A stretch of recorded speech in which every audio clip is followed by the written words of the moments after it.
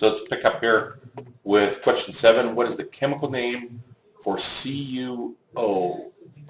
Now, here's a case where we're going to find copper, we're going to find oxygen. So it's a metal with a nonmetal. Oxygen's a nonmetal, copper's a metal, and in this case, copper is found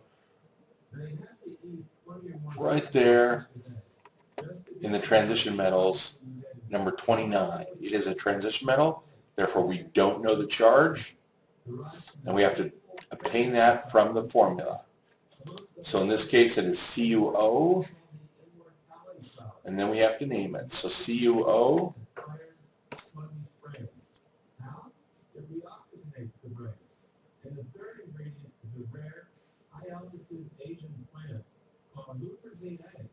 revered for centuries as a memory tonic. This little miracle extract is worth over $14,000 an ounce. That's many times. We determine the charge on the metal by looking at the nonmetal.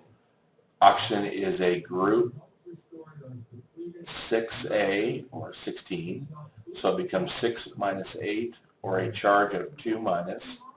So if we have one of those oxygens 2 minus, we have one copper, that must be 2 plus, and so the name we would write there would be copper, parentheses, we have to note the charge 2, and then that would be oxide as our proper name. So going on now to question 8. Which of the following is not a match? And this is strictly out of table 4-2, where you have to know these names. You want to pull out that, and you want to look at the formula, and then you want to look at the name and look for a match. So here's question 9. The chemical name for laughing gas, which can be used as an anesthetic, is dinitrogen monoxide.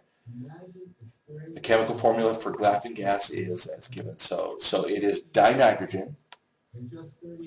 So first of all, we're talking about N and we're talking about O. Non-metal, non-metal. So a non-metal with a non-metal, we have to specify those ratios, and it is dinitrogen. That means there's 2 of them. Monoxide, 1 oxygen. So only 1 of those. So laughing gas is N2O. So question 10. Having 1 mole of carbon suboxide means that you have, let's take a look at that, 1 mole of carbon suboxide.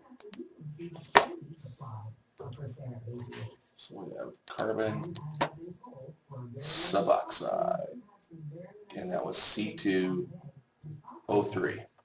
So C marble, O, and O. That's the way I would see that in a representation.